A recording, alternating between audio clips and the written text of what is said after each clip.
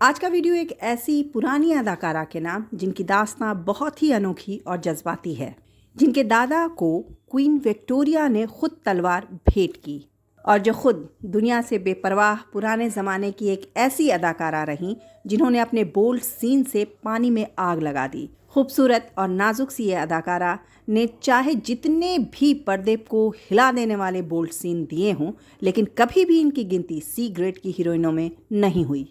रंगीन और जिंदा दिल जिंदगी की मालकिन अदाकारा सिमी गरेवाल, जो हिंदी सिनेमा में द लेडी इन वाइट के टाइटल से मशहूर थीं। क्या रिश्ता था इस अदाकारा का मशहूर क्रिकेटर नवाब पटौदी और रतन टाटा जी के साथ, और कहां से आई थी ये अदाकारा, ये सब जानेंगे इस वीडियो में। फिल्म आवारा देखकर सिमी गरेवाल इतनी मुतासिर हुई कि इन्होंने 5 साल की उम्र में ये ठान लिया था कि वो बड़ी होकर फिल्मों में काम करेंगी। माँ बाप के साफ इनकार कर देने के बाद इस नन्ही सी लड़की ने भूख हड़ताल कर दी। फिर माँ बाप ने जिद देखते हुए 1 साल का वक्त दिया कि अगर इस 1 साल में फिल्मों में काम मिल जाए तो करो, नहीं तो फिल्में छोड़नी होगी। वादा कर ले साजना, तेरे बिन मैं न रहूं, मेरे बिन तू न रहे। इंडियन आर्मी में ब्रिगेडियर J.S. ग्रेवाल की बेटी सिमी ग्रेवाल की परवरिश काफ़ी हद तक इंग्लैंड में हुई थी।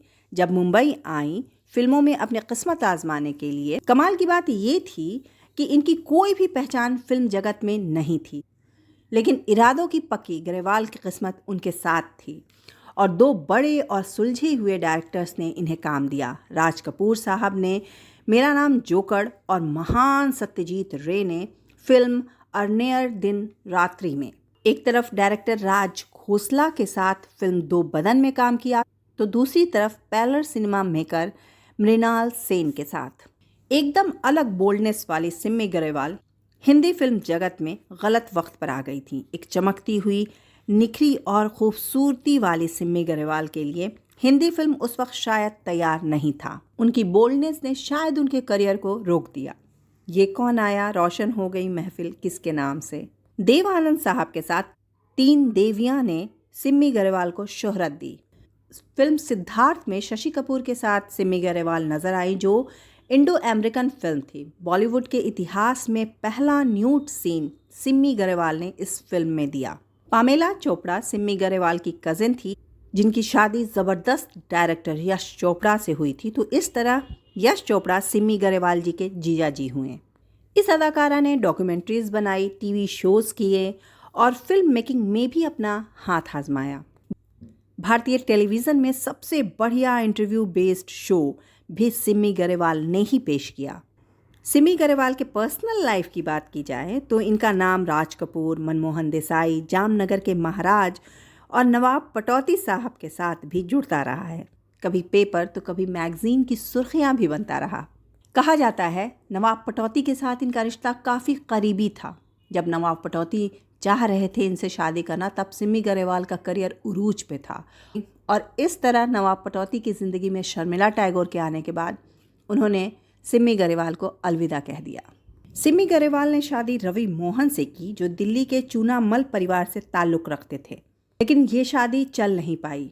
दोनों साथ नहीं रहते थे, लेकिन तलाक 10 सालों के बाद लिया। मेरे जीवन साथी चली थी मैं तो प्यासी।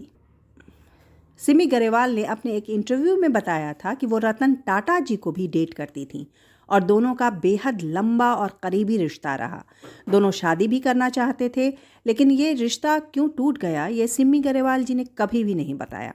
सिमी ने अपने टीवी शो में रतन टाटा जी को बुलाया था और वो आए भी थे। सिमी गरेवाल रतन टाटा जी की काफ़ी इज्जत करती हैं। वादा कर ले साजना, ये वादा रहा।